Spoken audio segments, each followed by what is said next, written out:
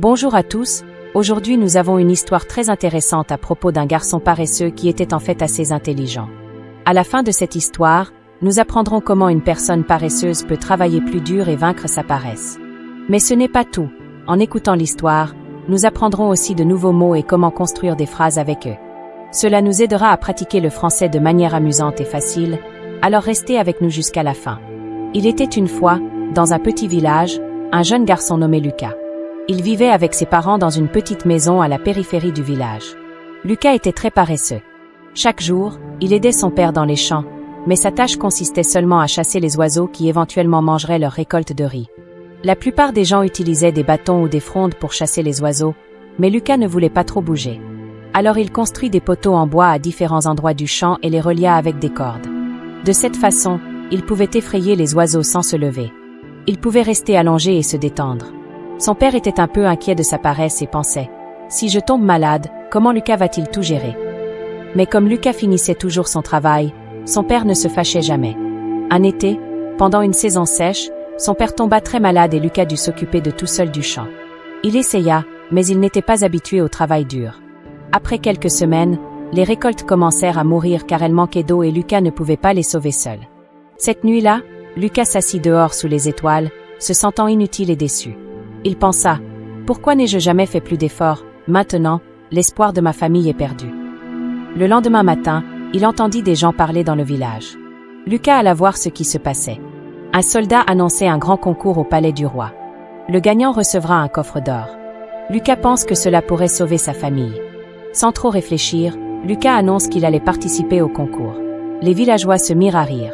Ils pensaient « Comment un paresseux comme Lucas pourrait-il gagner contre des gens forts venus de tout le royaume ?» Mais Lucas s'en fichait. Il avait 3 jours pour arriver au palais, alors il partit tôt. Ses parents ne pensaient pas que Lucas gagnerait, mais espéraient que cela le travaillerait plus dur et changerait ses manières paresseuses. Après 3 jours, le concours commença. Tous les participants se rassemblèrent près d'un grand lac. Beaucoup étaient forts et en forme, ce qui rendait Lucas nerveux. Il se demanda comment il pouvait battre ces gens. Puis les règles furent annoncées. Il devait traverser le lac, et les 3 premiers à finir iraient au tour suivant. Le compte à rebours a commencé. 3, 2, 1, partez. Tout le monde sauta dans le lac et commença à nager, mais Lucas resta en arrière. Il pensa « Impossible que je gagne juste en nageant. » Soudain, il a eu une idée.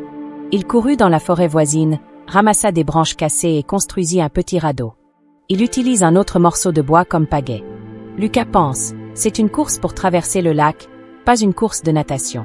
Je ne suis peut-être pas fort, mais je peux être intelligent. » Alors que les autres se fatiguaient à nager, Lucas pagayait lentement mais sûrement, dépassant plusieurs participants.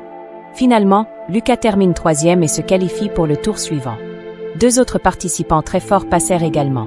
Le lendemain, la finale de la compétition commençait. Chaque concurrent reçut un gros bloc de bois.